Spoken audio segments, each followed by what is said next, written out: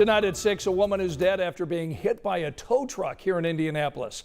Our John Doran tonight shows us what happened, and here's from the founder of a group calling for changes to keep pedestrians safe.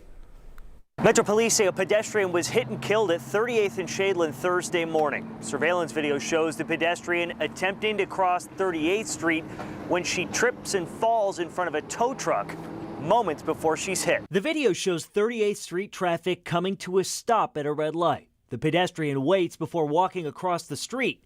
Halfway across, she trips and falls to the ground. When the light turns green, the truck hits her.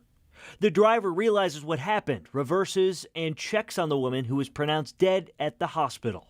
It was literally the first thing I saw when I woke up this morning. Eric Holt is the founder of Indy Pedestrian Safety Crisis. These things are never really accidents. There's always mitigating factors behind them, whether that's infrastructure forces someone to cross where they shouldn't maybe cross, or a driver being distracted or whatnot. According to IMPD, this is the 29th pedestrian hit and killed this year. It's hard to look at this data and see this data come in on a day-to-day basis and not get angry, especially when you see the lack of response and the lack of urgent response from our elected officials. IMPD announced an emphasis on traffic enforcement this week.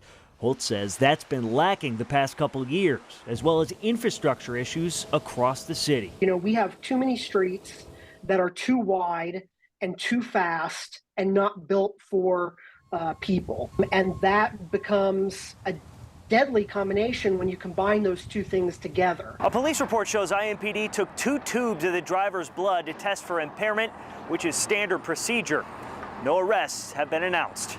In Indianapolis, John Doran, 13 News.